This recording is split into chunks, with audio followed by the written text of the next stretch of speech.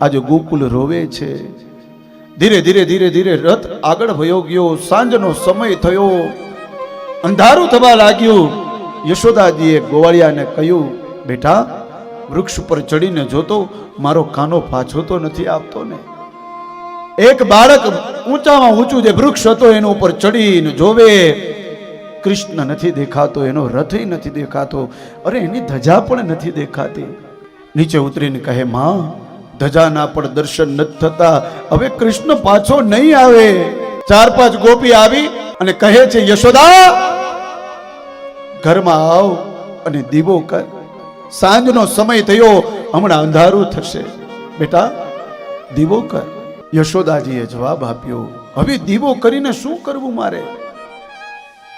જે દીવો કરીને મારા કૃષ્ણનું મોઢું જોતી હતી એ કૃષ્ણ તો હવે છે નહીં, એ તો વયો ગયો છોડીને. ભાગવતજી કહે છે, આખી રાત આજે યશોદાજી સૂતા નથી, રોયા છે. અને બધી ગોપીઓ એની સાથે રહી છે, એ પણ સૂતી નથી, અપાર પ્રેમ કર્યો છે. આ બાજુ રાત્રિના નંદ બાબા, કૃષ્ણ,